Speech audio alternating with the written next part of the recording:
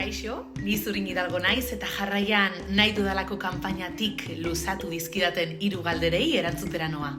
Gaur egun oso eskertuta nago nere gurasoei, beraiek izan zielako ni euskaraz matrikulatzeko erabakia hartu zutenak.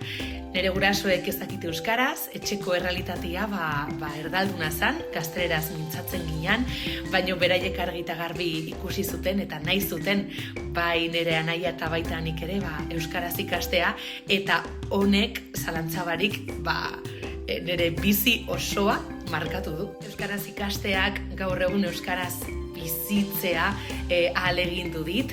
Ez da bide erraza izan, zen eremua nahiko esan bezala erdalduna zan, baino autu honi esker gauza oso politak heldu dian ere bizitzara.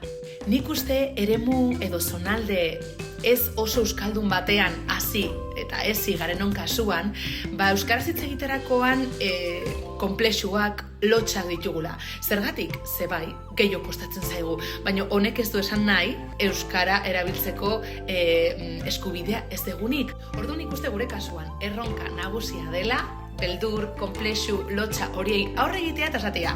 Berdin du, hanka sartuko dut, bai, akatsak egingo ditut, trabatuko naiz, bai, baina saiakera egingo dut, eta erronka bezala hartuko dut. Eta bai, akaso beti ez dut ondo egingo, baino egingo dut.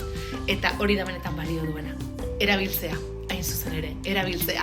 Eta geroz eta gehiago erabiltzen dugun heinean, geroz eta erosoago sentituko gara, geroz eta gaitasun handiagoa izango dugu, eta azkenean, egun batean, nahi gabe, irtengo zaigu eta erraza izangoa. Niri euskarak ate pilo bat zabaldu dizkit, bai musika arloan, bai telebista arloan, irakaskuntza esparruan ere bai, beraz, zalantzabarik dana gauza onak izan dira, abantaiak eta eskerrak bere momentuan txip aldaketa egin nula, erronka honi heldu eta aurre egin niola, eskerrak, ze bestela akaso gaur egun enintzateke egongo, nagoen tokian. Beraz, ez izan zalantzarik eta ikasketak, nahiz eta akaso pixkat gehiago kostatuko duen, euskaraz egin.